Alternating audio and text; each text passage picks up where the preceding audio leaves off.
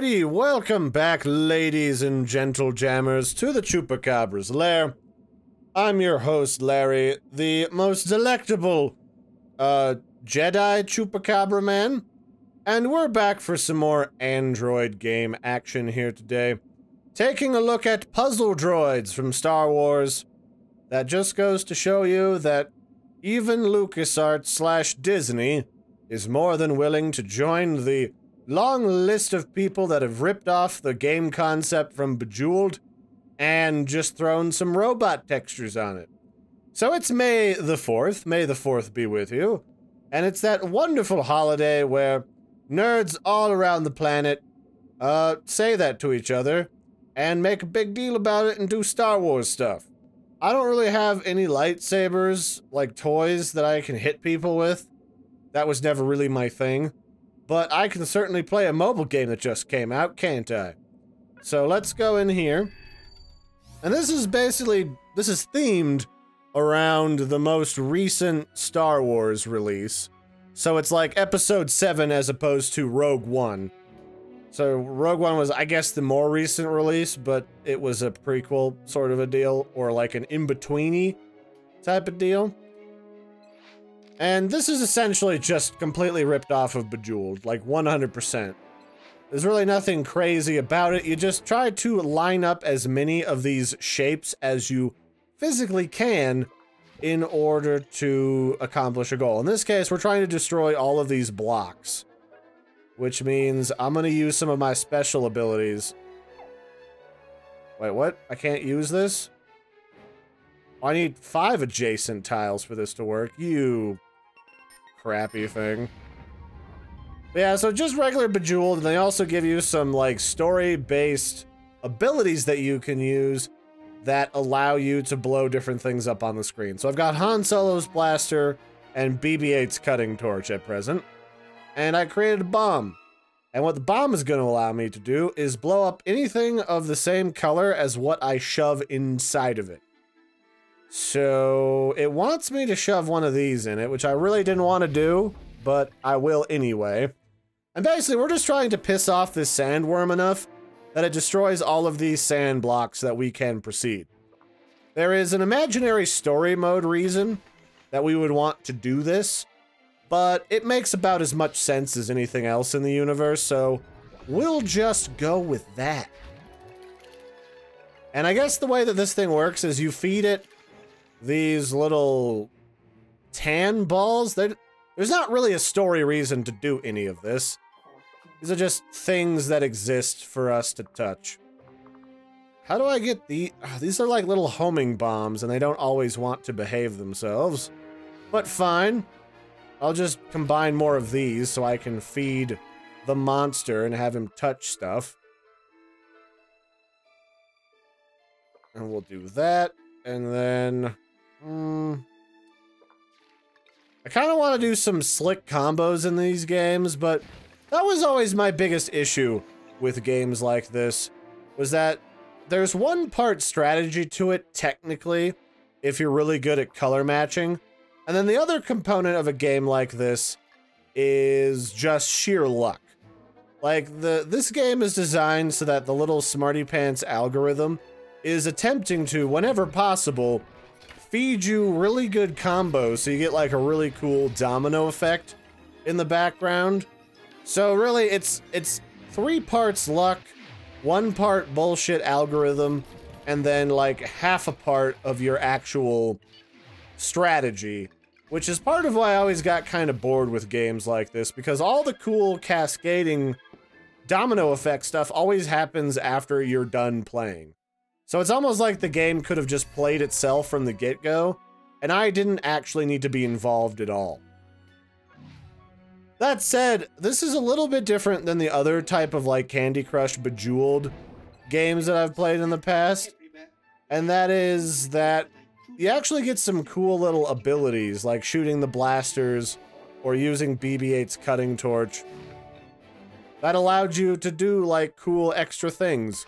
So it does sort of give a better illusion that you're actually affecting things in the game. Although I wouldn't necessarily completely write home about that. It certainly doesn't sell the game all that well on its own, but it's a nice touch that certainly sets it apart from the earlier versions of Bejeweled and everything that I've already played. I also tried playing like the jelly version of the Candy Crush saga. And if there was a game concept that was going to numb your brain and make you feel like you were getting digital diabetes, it was definitely anything to do with Candy Crush. And the other thing that I definitely remember about the whole candy this, candy that, was that the Candy Crush folks were trying to copyright the use of the word candy in everything, which, as I'm sure you've guessed, is a really asshole thing to do.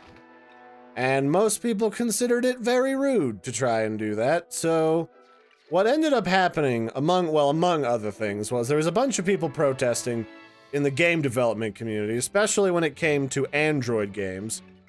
And what came out of it was on itch.io, or maybe it was GameJolt, one or both of those platforms, there was a bit of a sort of protest where people made like a bajillion games with candy, saga, whatever in the name, just to kind of stick it in their craw a little bit, which I can definitely get behind that, and I probably should have tried to showcase more of those games at the time, although I think I was busy with a design project, which is probably why I didn't. And I thought that was funny. Like, I'm always about sticking it to the man, especially when the man is just trying to be a marketing asshole. Another situation like that was very similar to that was back when the Fine brothers were trying to get like a patent or a copyright on people reacting to stuff in front of a video. What they should have been trying to copyright was people reacting to a video that has been staged and scripted to the point where it's absolutely pathetic. And that's really what the React World videos are all about. None of that is a real thing. They're not a real boy. That's all just a really lame act. I wouldn't even say elaborate. That's all just a thing that's just there to make them more money by trying to license their little format, which they didn't even pioneer. There's a bunch of people that did that before them, and then just to get other people to do the work instead of trying to build something themselves in other languages and in other regions. And that blew up on them notoriously terribly, which was fantastic. That's the way that we all hope it will go. So let's see, how do I want to set off this bomb? I might not have the option of deciding. Okay, I guess I don't. Alright, at least for once in this game, like a cool domino effect happened before I completed a level. That's nice. But yeah, the other thing that supposedly happened with the Fine Bros was that those guys were like trying to DMCA and do takedowns of other channels' videos if they got too popular in the realm of React videos. Which just goes to show you how much of a broken mess this whole YouTube game is for people. Which is really too bad. You'd think that like YouTube would do their due diligence a little bit better. Because, you know, it's funny. YouTube really well, not YouTube, but Google themselves really wanted to years ago. Wanted to make Google Plus the next big thing to the point where they crammed it into everybody's orifice that they could find in an effort to get people to use it instead of Facebook. Problem is that Facebook at that point was like a what's the word? Was a malignant tumor that was going to kill the populace. So there was pretty much no dimension where people were going to escape from Facebook anytime soon. And that kind of requires community building and understanding community building. And that's always been something that YouTube has always said that they wanted, but never really seemed capable of delivering for the most part. And I always thought that was kind of amusing on some level. And really, if they wanted to make YouTube a particularly profitable place that was a nice place to work and create stuff, they really need to take a more direct approach with how they handle the platform and what they do on the platform. As it stands right now, they really just alienate the people that are making the money, although supposedly most of the viewership and money to be made on YouTube happens via the music channels, so I guess that just says that they really don't care about the other 99.9% of people on their platform, and everybody should just be looking for that new replacement if and when that ever shows up. Kind of like the magical lost messiah of videos or something. But if they ever did that and made it a nice place and actually protected people and did their homework before allowing just anything to be kicked off the platform, that sure would be nice. Oh, did we fail? That's lame. Why would I want to continue? I wouldn't want to continue. Alright, I lost one battery for BB-8. It's the frickin' future past. Shouldn't we be like... Shouldn't BB-8 run on, like, murder drone batteries at this point? Where he runs off of, like, a nuclear battery that lasts for 300 years? These people have, like, crazy future technology. You can't tell me that they need fancy bullshit in their robots. I call shenanigans. Alright, what do we got here? I have to get rid of all the rope. That's the secret of this mission. I have to unrope everybody. So let's try to do that. See, what other fun, kind of weird Star Wars trivia do I know to kind of fill the airways as we dink around with Star Wars Bejeweled? That's really what this is. It's Star Jeweled. Star Horse.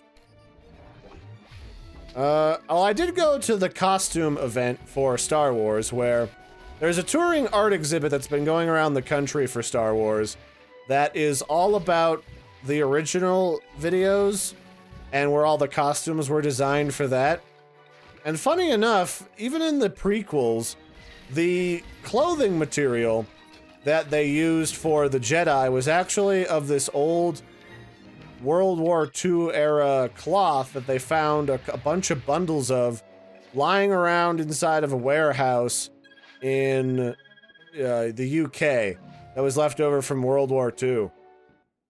And it even had like the most notarizable pattern on like Obi-Wan's like Padawan cloak and everything. Those were created from the machine that weaved that fabric automatically during that time. And yeah, I thought that was kind of neat to learn all those little secrets. Also the fact that what's-her-face that died, Carrie Fisher, when they were first filming the movie, her costume was so uncomfortable and gnarly that, like, the panties were made of hardened plastic. So whenever she wasn't, like, getting a rear shot of her character, she was wearing the front half of the plastic and nothing on the back. So there were a few interview stories of people who were working on set that revealed that they were gonna go get, like, a drink or a sandwich, and instead of just getting a drink or a sandwich, ended up getting mooned by Carrie Fisher. So I thought that was pretty funny. Definitely some 10 out of 10 material right there. And what is my goal here? My goals are to destroy blocks and to release the rope. And see, what were some other funny things? Well, Darth Vader was designed based off of Japanese armor from, like, samurai warriors, which I think a lot of people could probably have suspected. And then, of course, George Lucas at the time was just like, you know what I want for the evil villains? I want fascism. I want fascists to be the villain. And what was the best reference material for fascists ever? Why, the Nazis, of course. So the imperial robes and everything were based off of Nazi regalia. Which, now that I think about it, probably not super... What is this frickin'... This thing over on the side is standing in front of what I want to do. And I don't want it to be doing that, and it's bugging me. Alright, so we've got a crazy chain reaction going. And I only have like 7 moves to finish this in, so hopefully this cascade does the thing. And otherwise, like, they just did a lot of concept artwork for the original movies. And I thought it was funny the way that they portrayed their thought processes when doing the original movies. They made a really, really, really big deal out of getting people that didn't necessarily have a huge background in, like, sci-fi or film type movie stuff in order to do the concept art, because they wanted it to be as authentic as possible. And like I have a book in the other room that I picked up while we were there for the use in like creating cosplay business stuff. And in the book they saying, oh, we wanted to make it look like the robots actually did the thing, which is in it, and them claiming that they did a really good job of that was really funny, because Star Wars is notorious for having a bunch of technology that doesn't look like it could ever do the thing in the history of ever. It looks like it's a bunch of made-up bullshit. And that's fine. I mean, don't get me wrong, I like the Star Frankenberry show as much as the next guy. But, I mean, we gotta be honest with what ended up happening here and not just pat people on the back. And that was always something that drove me nuts in college, was that artists always like to do the pat themselves on the back routine, and they never actually share with you how they do things. And when you're in college trying to become a graphic designer, or a digital designer is the case of what they called my degree, it's the same stuff, just, you know, different title to make it look good on paper for prospective students. Instead of doing, you know, all of that stuff, people would come in and say all this cool stuff that they do, but you'd never ever learn how they made money. Like, I remember downtown here at UCD, we had this German-Japanese guy who's like born in Germany, but he was like related to a Japanese grandpa or mom or something. And his shtick was he liked to take clips from Alfred Hitchcock movies, and he would color them over in Adobe Flash and then print them out. And somehow that was like really high-class money-making art that ritzy, expensive colleges paid to have that put in a light box inside of some of their dorms. And I'll be honest, I don't believe... Well, actually, I know I didn't believe, because I asked him and he got really offended with me asking how he makes money, because the stuff that he was doing didn't look like it was worth a dime. And... you know, I never really got an answer. He just got mad, and my teacher said it's fine. He's not going to tell you because he's being a butt. And that's something I always hated. It was like, if you're going to go to a school and talk to people, you're going to have to share some information. Otherwise, you're just being a butt. Am I out of moves again? I am not sold on this game at all. That only gets me 5 more moves? Spending 100 of the in-game currency only gets me 5 more moves. This is such a whale killer marketing gimmick of a game, I swear. I am not sold. Can I just siphon these blocks off here? I can. Let's just do that. Fuck it. I'm gonna cheat because I can. That's right, baby 8. You helped me cheat. See, I always hated mystery meat and why people wouldn't be honest about what they do. Especially in the art world when it can be so hard for people to get a foot in the door. There's no reason to misrepresent what the industry outside of school is really like. Oh, cool, I got an in-game achievement done. Whoopee! So, the other stuff, what else did we learn from? Oh yeah, remember the evil emperor and how gross his nails were? Star Wars people created an entire series of acrylic gross demon nails for the evil emperor so that he could, you know, always look his very evilest in every single scene. I think they had like over 20 of them and they were super duper gross. The other thing was, you know, they had a lot of time spent making sure that people knew the difference between Jedi and Sith at a glance. Being that, you know, Jedi are very simple, you know, they have very rustic clothing that is more use than looks, and Sith are all about, you know, the outward appearance. So they're all glitz, glam, and fashion. You know, those Sith types. And what else was there? Oh, you know, one of the things I really liked finding out from the original concept art was, originally they didn't even think about putting laser swords into the movie. That was kind of something that came after the fact. Where you had, almost everybody had some type of, like, laser baton in some of the concept art. Where they thought maybe just in the future, like, cops and robbers all have laser swords. I suppose it's not the craziest concept I've ever heard of. Certainly not. And I guess it does the trick. But I just thought that was neat. And if you really think about it, Star Wars itself is really not a sci-fi movie. It's a movie about space wizards that just happens to involve, like, sci-fi ships and boats and stuff. And that's really about it. I am not going to complete this one either. That's fine. This is pretty much the end of this episode for the Chupacabra's Lair. I hope everyone out there has been enjoying a lovely May the 4th. And, you know, hopefully the 4th has been with you. It's been a bit of a funky, crazy year for a number of reasons so far. I'm sure you know what I'm talking about.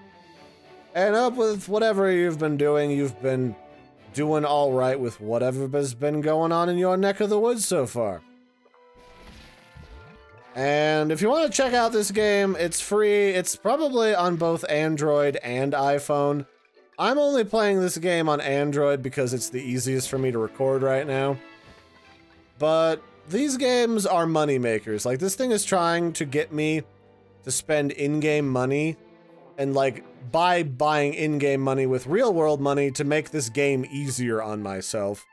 And that's the goal of this. This is just a cash grab. This is just a shameless, disgusting cash grab, and everyone involved should be ashamed. But they probably aren't, because it's owned by Disney now. And Disney's all about them dollary dues. So yeah, this is free. You can play it wherever thing you want. You can even play it on PC like I'm doing, via the BlueStacks app. So that'll be it for this one, ladies and gentlemen. I've been your host, Larry. Don't forget to like and subscribe. I'll catch you guys next time. And, you know, Star Wars, May the 4th be with you. I was thinking about doing the Spock Live Long and Prosper, but I want to keep my fingers, so... yeah, may the green-skinned Sky Gremlin be with you, who speaks in backwards grammar. Bye, everybody!